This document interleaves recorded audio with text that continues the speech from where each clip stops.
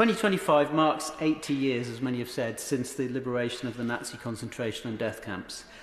As many have said, that awful milestone means this is likely to be the last landmark anniversary at which a significant number of Holocaust survivors will be present. Holocaust Memorial Day encourages us to remember, yes, the 6 million Jewish men, women and children murdered by the Nazis and by their collaborators during the Holocaust. It also allows us to remember all those who were persecuted by the Nazis, including the Roma, the Sinti people, gay men, disabled people, political opponents and others. And we remember too all those affected by subsequent genocides in Cambodia, Rwanda, Bosnia, of which I'll say more, and Darfur. And when it comes to remembering Elie Wiesel, the Holocaust survivor and scholar, already quoted by my honourable friend for High Peak, he put it best when he said, "Whoever listens to a witness becomes a witness. So those who hear us, those who read us, must continue to bear witness for us." Yesterday, thanks to Mr. Speaker in Portcullis House, many of us did indeed bear witness, as we heard the extremely moving testimony of 2 Holocaust survivors, Yisrael Abelès and Alfred Garwood. Now, we all know many old soldiers who never recount the trauma they suffered in the war, quite understandably, often because they blanked it out and moved on. But for many of those who were not soldiers, who were survivors of genocide, they have shown an extraordinary strength and perseverance to keep telling their story, however painful, through a need to keep their memories alive, and they do so again and again. Their testimonies are so direct, so powerful, that when you hear it, you become part of that remembering process. Yisrael Abelès, now aged 96, was just 14 when he and his family were deported to Auschwitz-Birkenau, where his parents, David and Haya, and younger brother Aaron, aged just 11 years old, were sent to the gas chambers upon arrival. That sense of the history books becoming all too chillingly real jumped out yesterday when Yisrael said he was greeted on arrival at the camp by the infamous angel of death, Josef Mengele. He said, "Mengele asked me, 'How old are you?' I understood a bit of German and said, 'I'm 14, it was just my birthday.' And he replied, 'That's very good,' and sent me to the right side. As Yisrael said, 'I didn't know it at the time, but what he meant was, very good, you can stay temporarily alive.' And Alfred's story too should show us all that while hate is immensely destructive, there's strength in community. He told us how he was a blonde babe in arms carried by his father, a father who saved the life of another inmate in Bergen-Belsen by giving them bread across the barbed wire.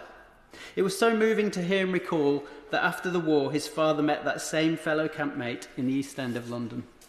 And it was moving too to hear how Alfred became a doctor and a psychiatrist to help other trauma victims, how he said that hatred, even hatred of those who committed the genocide, was a corrosive force. That desire to rid ourselves of hatred was echoed by Mohammed, one of the pupils at Failinge Park High School in my constituency in Rochdale, who wrote this line in a poem about the Holocaust. "Revenge is never sweet. It's a monster willing to prevail." Failinge High School is a multicultural school that has legacy beacon status as one of the schools under the umbrella of the UCL Centre for Holocaust Education. 2 years ago, they hosted Holocaust survivor Ike Alterman to deliver his testimony. And yesterday, they again attended the Greater Manchester Holocaust Commemoration hosted by Andy Burnham. So I'm delighted that the Prime Minister said it will be a national ambition that every school child should hear the recorded testimony of a Holocaust survivor. And the Chancellor has announced a further £2 million for Holocaust education in the budget. As the Minister said earlier, the Holocaust Education Trust's innovative free digital education programme, Testimony 360, will allow students to have a virtual reality conversation with a Holocaust survivor, long after the survivors themselves are no longer with us. The prioritisation of Holocaust education within our schools has been praised across this House today, and rightly so. But the prevention of Holocaust denial cannot be left to just passing laws or education. It must be a cultural change, a grassroots change that exists alongside formal education. Education does not begin and end within our schools. Some children will go back to a home from a lesson where parents and older siblings fill their heads with misinformation and unchecked sources from social media. Sadly, there's now a depressingly familiar routine of a sharp spike in attacks on synagogues or on mosques whenever a news breaks about an atrocity. an atrocity that has no personal connection to the people worshipping inside those buildings. There's a well of simmering loathing that lurks unseen, that's topped up by casual racism that formal education alone cannot fix. And as the member for Brigg and Immingham has powerfully reminded us, 2025 marks the 30th anniversary of the genocide in Bosnia and the massacre at Srebrenica.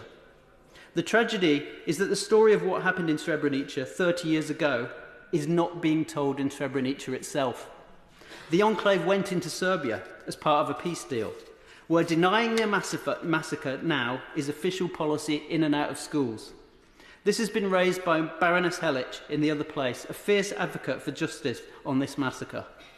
A Srebrenica Memorial Centre report last year identified prominent public figures involved in this denial of the Holocaust, including Republika Srpska President Milorad Dodik and Serbian President Aleksandar Vučić, amongst others. Last year, my former newspaper, The Eye, reported election posters in Republika Srpska in windows with the slogan, "Genocide didn't happen." One billboard praised convicted war criminal Ratko Mladic, the Bosnian Serb military chief known as the Butcher of Bosnia. His crimes included the massacre of those 8,000 Bosniak Muslim men and boys at Srebrenica in July 1995. The bloodbath was indeed the worst episode of mass murder in Europe since the Second World War. I'm proud to say that my wife was among the Channel 4 news team who exposed those horrific war crimes. It's worth saying that genocides don't come out of the blue. They depend on what Professor David Feldman has described as the reservoir of hate. Professor Feldman pointed out the danger in the case of anti-Semitism is not just the virus of anti-Semitism that captures a minority of anti-Semites. The wider danger is a widely diffused reservoir of stereotypes and narratives about Jews. As he said, this reservoir has accumulated over centuries and has become part of our common culture. The same applies to Islamophobia as it does to anti-Semitism. When weaponised by extremists, the legitimate and proud celebration of one's community identity curdles into the denigration of another's. History is used and warped. Territory and belonging are weaponised into separation and segregation. Dates are cited as battle cries. The cycle perpetuates. Now, anger is a legitimate emotional response to atrocities, but hatred is not. Peace is hard, compromise is painful. Violence and the prejudice it relies on are easier. But everyday racism can only be countered by everyday engagement, and disinformation countered by information. The Holocaust was the industrialisation of murder, but the difference was only one of scale from the many pogroms that Jewish communities have had to suffer over the centuries. In Soho this month, the National Holocaust Centre has devised a new touring exhibition called The Vicious Circle. It links 5 Jewish communities decimated by violence.